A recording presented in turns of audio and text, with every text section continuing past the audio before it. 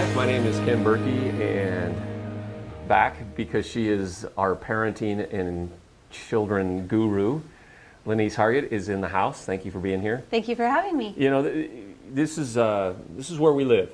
I mean, most parents want to be good parents. Yes. Most children want to have good parents. Yes. But there are a lot of challenges to parenting in our world just because of all the culture that is around us, the pressures, the misnomers. There's not a lot of great education about how to be a great parent. Anybody can be a parent. Yes. Yeah? Yeah. So you bring up great questions and give us some great tools. And so the great question today, our one question is, should parents be friends with their kids? Yes. It's a great question. It's a great question. Now, what made you want to talk about this? Well, I don't know. Is this an issue? It's a total issue. I think all parents struggle with it. And I think it kind of goes back to your opening that, you know, children want good parents. Yeah. But what's so hard for parents is our parents sometimes are looking to our children for the direction of what a good parent means. And what we think is that, you know, what we see is our children have all of these wants and desires for their life, and they think they know what's best for themselves. Yeah. Because they, you know, are very, very egocentric and very much into themselves because they're just young. Right. And they're immature and they're acting like they're supposed to. But as parents, we're looking at that and how children just are honest all the time with what they want.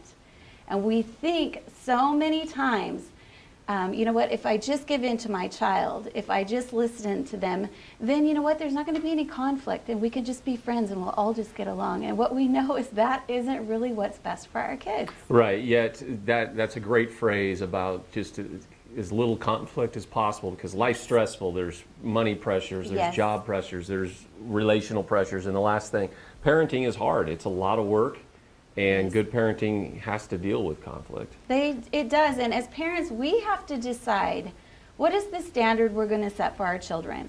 What is it that we want from our children? And even though our children have so much pushback, we have to decide how we're going to set the standard, what the standard is, and how we're actually going to enforce the boundaries, the rules, and the standard that we have set for our kids. And the challenge here too is I was just thinking this is a generational thing, meaning that I'm going to parent, unless somebody intervenes, I'm going to parent like my parents parented me. Yes. They were my role model. Yes. Right? So if I had bad parenting model, then that's probably where I'm going to gravitate Exactly, towards. unless we get super highly educated. Right. Unless we pursue parenting and say, you know what, this probably wasn't the best way, or maybe some of it was great and other parts of it weren't that great. Right.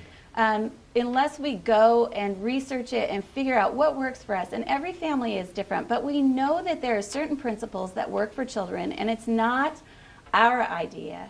We always go back to what is God's idea, because I always say, you know, a lot of my ideas come from a website called parentingscience.com. And it's all based on research. But as we look at research and what's going on right now in our society, what our norms are in Western society, what is working and not working for our kids, we can always see the most positive, most effective parenting skills absolutely always go back to godly wisdom. Always go back to godly wisdom. And so when we take statistics and we match it with God's word, what we know is God knew all along what was best for our kids. Right. And so your phrase is science is constantly Catching up to God's wisdom. To God's wisdom. Wisdom Yeah. and word. Yeah, and so what I appreciate about you and at Green Valley with your team is you really want to help parents. Yes, I do. So this is, but it's tough because there's some tough truth, but it's tough love. Yes. Because you really want parents to be great. I do. Yeah. And I want your children to be great. Right. And the only way we're going to have great kids is to have great parents and caregivers. Yeah. And so we have to look at this parenting style, this whole parenting issue. And when we look at children, what we know for sure is children thrive within boundaries. Well, boundaries means rules. Boundaries means that somebody is in charge and somebody is enforcing the rules. Yeah. When we look at the topic, should parents be friends with their children? And we see that children need somebody in charge. We have to look at what does the notion of friendship look like? What does friendship mean? And when we look at friendship, what we see is that in friendship, there's usually not a dominant person. Somebody really isn't the dominant person in a friendship. It's based upon mutual trust and respect. Right. But in parenting, what we know is that there is not equality. Right. There is a dominant person. And as kind and gentle and empathetic as parents need to be and should be, as much as they should be a listening heart and a gentle, kind person and reaching out to our children, what we know is you have to be dominant. You have to be the one that absolutely enforces the rules. The cliche, you are the adult. You are the adult. Yeah. And so many times it is so hard because of that, once again, problem of the pushback of kids. Mm-hmm. Yeah, children are master manipulators. Right. I mean, they just are good at it. Right, they are good. Yeah. And, you know, I think sometimes as adults we get confused that, you know what, especially in Western society, we want everybody to get along. We want everybody to be equal. We don't really want there to be a class system of, you know, I'm bigger or better than you. But what we know is that within society, there are people that are over us. Right. It is the way the world works. Right. We can be friends with our bosses and our supervisors, our mentors, our religious leaders. We can have a personal relationship with people. But in the end, there are many times in those personal relationships, there is a person that is over us. And that person withholds part of their life for the sake of us because they are the dominant one. For example, in a mentor-mentee relationship or in a supervisor-employee relationship, we can share in a friendship. We can go to each other's homes. We can share in dinners and family exercises and family fun. But in the end, when it comes down to business, the supervisor has got to withhold information from the employee. Mm-hmm. Because you know what? It isn't the employee's business to know everything about the company. Right. Or it isn't the mentee's responsibility to know everything the mentor knows. Right.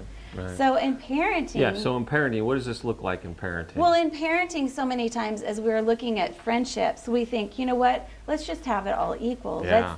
Let's be, you know, I want to be your friend and then you can be my friend. But what we know is that children can't handle an adult's life. Yeah. They can't handle it. Right. And, you know, we want to say, oh, you know, I'll be your friend.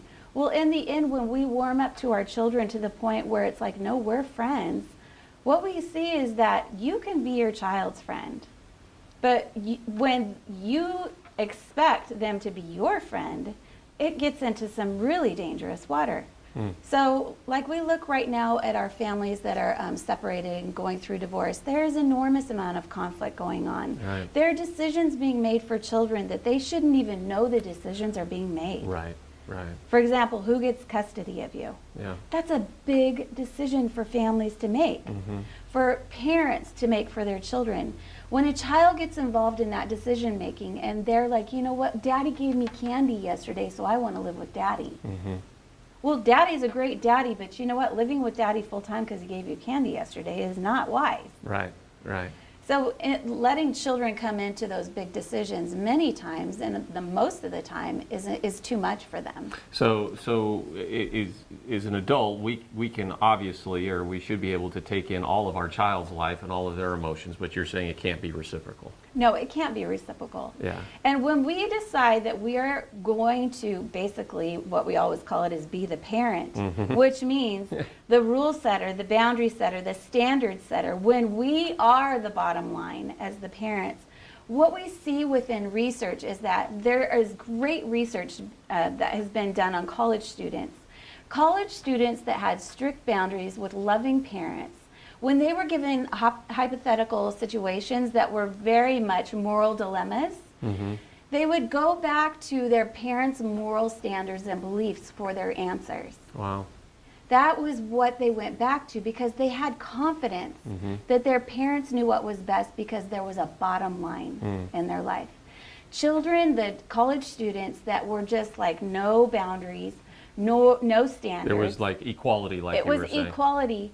They went and chose the moral standards of violence, that violence was acceptable, that moral standards were always negotiable. There were no bottom lines. So what we see is children that are raised with boundaries and strict standards, when they grow older and they're confronted with dilemmas, they will go back to the standard their parents set for them. So boundaries is a huge word here in this. I mean, it's a huge key to this because other studies have shown, again, kids without boundaries aren't happy. Right. The people hanging around them certainly aren't happy. Right. They don't have a self-esteem. Yes. And it's so counterintuitive to sometimes, like you said, if I just want my kid to like me. I just want my kid to I don't want to set those rules because there's going to be conflict, but yet we're Right. setting our kids up for failure. We are. We see it in the Bible. Yeah. There was a high priest by the name of Eli in 1 Samuel, and he had 2 sons. And what we know about Eli, it was right before the kings, and he had a child that was in his care named Samuel. That wasn't his child. Samuel grew up not as Eli's child, but with strict boundaries. He had God's principles that Eli enforced on Samuel, and Samuel grew up to be a great judge. Yeah. Eli's children, though, it says in the Bible, Hophni and Phinehas, it says that Eli did not want to rebuke his sons. He did not want to make them mad. And so what he allowed them to do was he allowed them to indulge in bad behavior. And it says that their bad behavior was really bad. And in the end, because he didn't want to have conflict, it says because he didn't basically want to make them mad and say no, what happened was God was incredibly angry with Eli. Why? Because even the natural consequences of not telling your child no, what they were doing, like sexual immorality, eating of the temple sacrifices, and completely being indulgent, there are natural consequences. Although God laid down the hammer on Eli and killed both of his sons because he was like, this is unacceptable. Yeah. It is unacceptable. Well, and what happens is, again, the seriousness of parenting is, our kids then end up affecting the next generation and communities and all the people around them. It really does. And I just have to say to parents right now, there's a big alert for parents because so many times as parents, we are so human. And we do bad things, and we get messed up, and we get involved in things that are destructive and we know are wrong. And what happens so many times as parents, our children are watching us, and we know they're watching us. We know we have bad behavior. We know we're sinning against God. Even if you are not connected with God, there is a moral standard that we know that is within us. And what happens so many times is because we feel so guilty and so shameful, we bring our children along with us. And we say, you know what? It's okay to live this lifestyle. For example, immorality. Bringing in multiple men into our home when we have small children. It sends a really serious message to our children that promiscuousness is okay. Yeah. So then when our teenagers grow older and they're involved and they're in high school, they're bringing boys into our home and we're allowing it to happen only because of the shame of our own sin. The same with drinking, and you can pick whatever issue that you want to pick. And it doesn't have to be an extreme issue. It can be white lies. Yeah. That I have all these white lies and I allow my children to do white lies because I'm struggling with white lies. I just want to say to parents, you know what? Set the standard, and although we're not going to be perfect at keeping the standard ourselves, continue with the boundaries. Yeah. So let me ask that. That's a great lead into, even as a parent, I've grown kids, I'm thinking about, wow, there was moments I was a great parent, and then there's that, man, that probably should have been, you're never going to be a perfect parent. So wherever a parent is right now watching this show, what would you recommend they do to go forward? Because it doesn't do any good to go backwards or to stay in that shame. No. So what are you recommending to parents? I just have to say, parents, I know the answer for you is God. Yeah. Jesus is your only answer. Yeah. And your children have an enormous capacity to forgive. And when we run to God, we need to know that God is constantly running to us. Yeah. Our children are so forgiving, and we model and lead the way of forgiveness, which is what Christ is all about, is forgiveness. And there's so much hope in saying, kids, you know what? I'm not perfect, but I am going to point you to the one that is perfect. Yeah. You know what? It works. Yeah. Because Jesus is the answer. And when they see us working on this, not perfection, but we're heading towards that wisdom. Yes. So many times shame and guilt get us so bogged down that we say, you know what, I'm just so bad, I am not redeemable. Right. My kids are just not ever going to make it because I am just so bad. And what we know is that Christ is not about shame. He is not about condemnation. And parents, if I give you any hope at all, it's that run to God. And your children will follow the way. They have a better chance of making better decisions when they see you modeling that, you know what, I've been forgiven. And as we say all the time at Green Valley, God in the scriptures and Jesus makes us far smarter than we really are. And does. so I just was thinking again as a parent that I can't take any credit for my parenting except that Penny and I pursued God's wisdom. Yes. It was God's wisdom. Left on our own, it's just not going to work. How can you figure it out? Yeah. How can you? Especially in our culture, which is just crazy out there as far as, just do what feels good and yeah, it's just a crazy culture. It really is. It really is. And so pursuing God's wisdom is huge. It is so huge. And I just go back to surround yourself with a community of people that are really working hard at being good parents. Yeah. Really try to find parents that you respect.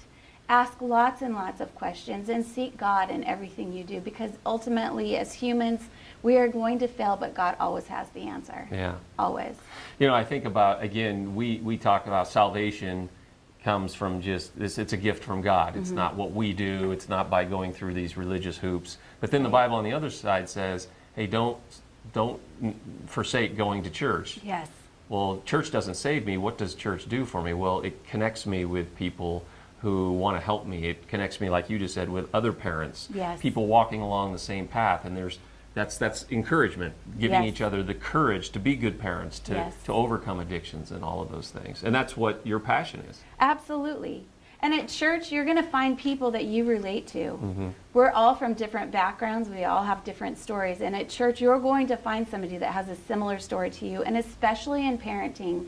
And when we go back to, should we be our kids' friends? You're going to find friends for your life, and you're not going to need your children to talk to. Right. You're going to find adults that totally relate to you, and you're not going to need to talk to your kids about the details and the hard things that you're dealing with. Yeah. You'll have a community of believers that are going through similar things. And the irony is, if at the end, when your kids become adults, you actually can be friends. Yes. At that point, still it's a parent-child relationship, but it's a much closer relationship when there were boundaries. Yes. Early on. Absolutely. Because I know adult kids who just still have resentment because they're adults, but their parents didn't have boundaries. They didn't lead them in the right way. Yes. What we know about kids is when they're set up with proper boundaries, they trust you. So when you say, you know what, I want to be your friend, which means as a parent to a child, when you say, I can be your friend, what you're saying is you can trust me with your secrets. You can come to me with your struggles. I am not going to have condemnation for you struggling. Yeah. That relationship is established because the child trusts that you're in charge, that you're going to set the parameters. And then as a parent, when our needs are being fulfilled, when our friendships are secure, when we know who we're trusting in, which is God, and we're looking to Him for our standard, it is so much easier to draw our children in and say, you know what, I totally get it. Right. I can empathize with you. I can help you. I'm a safe person. And the child in that relationship starts being a healthy one. Yeah. And then you're not putting pressure on your child to be your friend in the sense of, you have those adult friends. Absolutely. Where you can be accountable and, be vulnerable and all of that too. Absolutely. We know with kids, when they're burdened with adult problems, they do not thrive. They shut down. We're totally damaging our kids. They can't handle that stress and struggle. So, wrapping this up. Yes. Wrap this up, because this is good stuff. The bottom Really line good is stuff. that what we really want to emphasize, parents, is that when you speak to your children, when you think about friendships with your children, we want you to remember that I can be your friend, but you can't be mine. And we see that it works. We want our children to come to us, to confide in us, to trust us. And we as parents want to have an enormous amount of love, empathy, and care for our kids within super strict standards and boundaries so that our children will thrive and be successful. But we need to take heed and be careful. Our children are not our friends, that God has established a whole community of believers to be your friends. And we need to trust that his ways are the best ways. Awesome. Good job. Thanks. You know, you should probably think about what you're going to say sometime because it's pretty good. Thanks. No, this just comes out of your passion. Yes. Again, I guess my only other recommendation is don't try to do this alone, like you said. No, do not. That's why I think the church is important. I love, you know, you and your staff and just investing not only in our children of Yes. this community, but also in the parents. So if as a parent you need some guidance, some direction, some questions, feel free to call Green Valley, call Denise. You can get a hold of her there. Yes. So Love to talk to you. good, thanks. And I can't wait for the next show. Okay, thank you for having me. You bet. Thanks for being with us, and we'll see you next time on The Basics of Life. If you believe,